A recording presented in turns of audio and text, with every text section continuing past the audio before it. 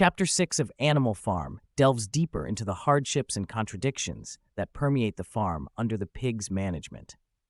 The workload on the animals becomes increasingly severe as the building of the windmill begins.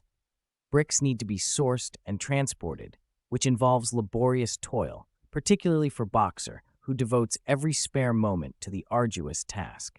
A new complication arises. The animals need machinery to finish the windmill, and to get this, they have to revert to human currency, shattering the main principle of their utopian vision of self-sufficiency. To resolve this, Napoleon hires Mr. Whymper, a solicitor living in Willingdon, to act as an intermediary for Animal Farm. The humans in the neighboring farms spread rumors about Animal Farm being a place of squalor and hardship because of the rebellion.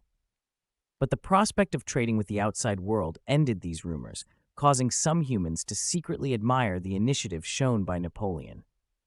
The pigs move into the farmhouse in the summer, against the seventh commandment: all animals are equal. The pigs justify it by stating they need a quiet place to work. They even sleep in beds, another blatant infringement of the commandments, teetering on the brink of becoming as corrupt as their human predecessors. In one tragic incident, a violent storm destroys the windmill, which just reached completion. The animals look at the wreckage in disbelief, with Boxer taking it upon himself to rebuild it. Napoleon, however, insists that the sabotage is Snowball's act of revenge, and he declares Snowball as a traitor. This contradicts his previous firm belief that Snowball was cooperating with Mr. Jones from the beginning.